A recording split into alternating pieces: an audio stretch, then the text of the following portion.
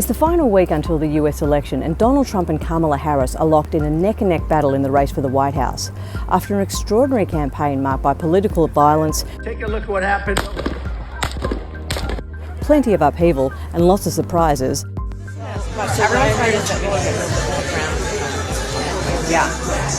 Oh, we have microphones in here listening to everything. I say the enemy from within, the other side goes crazy. Do you think Donald Trump is a fascist? Yes, I do. Welcome to the house that Hulkamania built.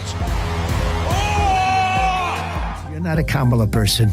You're a Khabib person, but you're not a Kamala person. Kamala Harris begins the final sprint only 1 percentage point above Donald Trump in the national polls, which is her smallest lead since mid-August.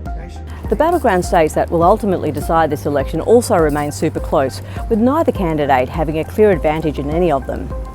Both sides are now barnstorming the country, trying to convince voters that they are the best placed person to handle issues such as immigration and the economy.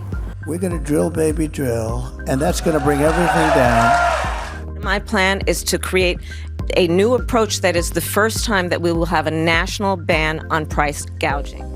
Donald Trump seems to have a bit of an advantage in these areas, largely because of the Biden-Harris administration's handling of inflation and cost of living pressures over the past 4 years, and issues such as the crisis at the US-Mexico border.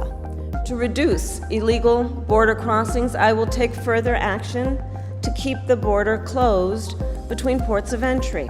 But the former president has been in damage control over recent days after a comedian at his Trump mega rally in Madison Square Gardens last weekend resulted in a whole bunch of racist and sexist tropes that have led to a backlash among Democrats, celebrities, and even some Republicans. I don't know if you guys know this, but there's literally a floating island of garbage in the middle of the ocean right now.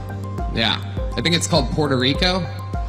Puerto Ricans deserve better. As president, I will always fight for you and your family. I'm not going to comment on the specifics of the joke, but I think that we have to stop getting so offended at every little thing in the United States of America. I'm so over it.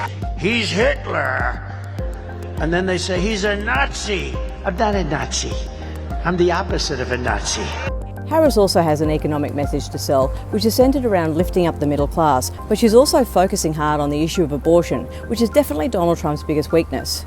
This should not be the government making this decision for women and their families.